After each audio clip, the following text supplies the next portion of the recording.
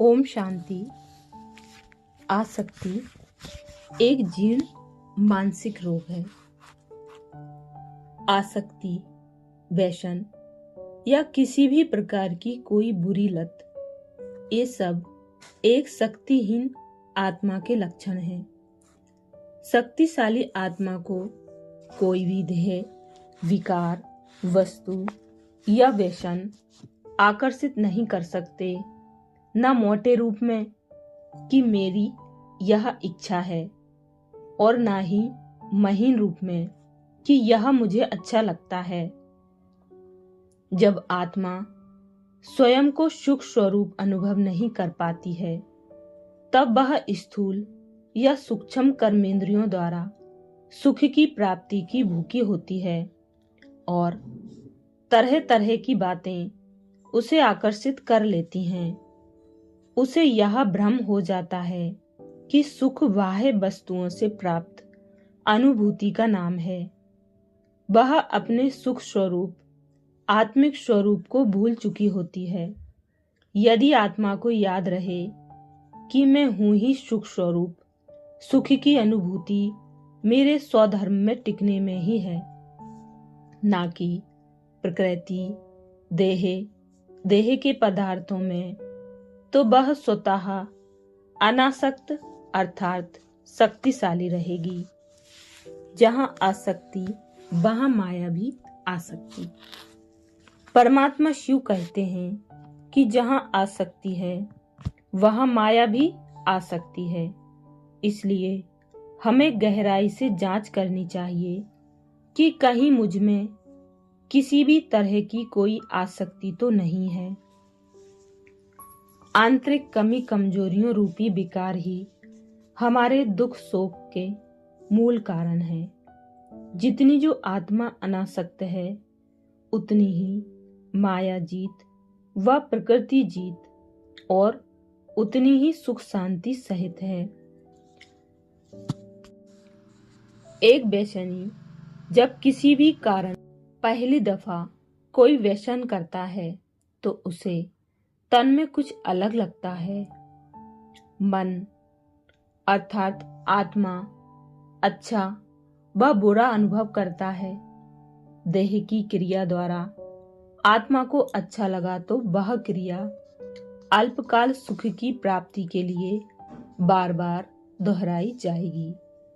जैसे जुए जैसी गतिविधि एक आदमी को बहुत अच्छा महसूस कराती है, क्योंकि जीतने पर मस्तिष्क में सुख के हार्मोन्स निकलते हैं।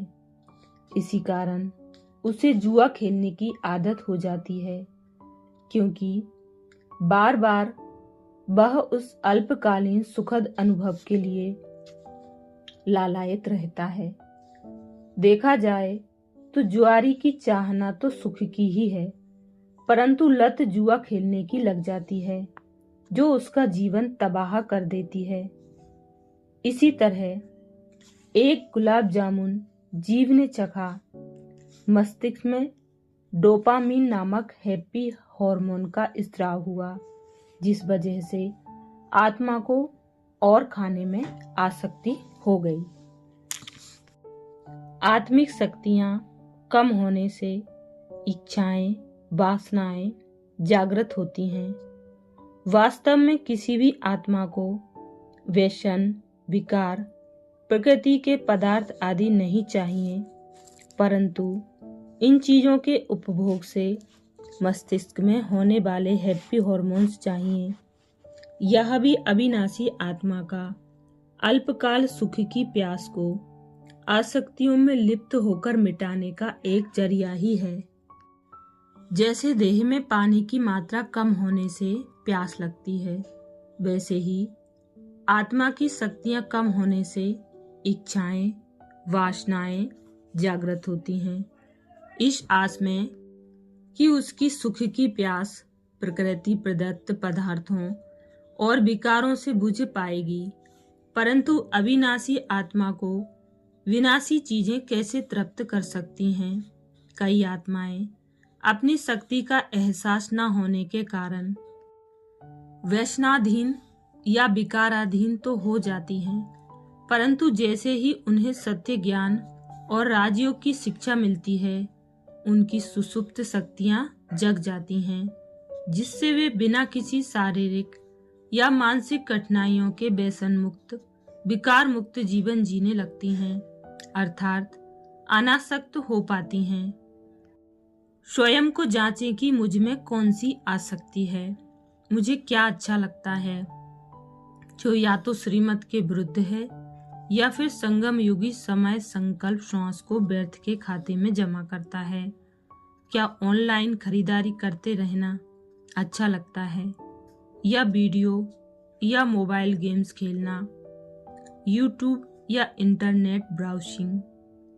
ब्रह्मा भोजन में आसक्ति है या प्रदर्शन पर चिंतन करना, सुनना अच्छा लगता है।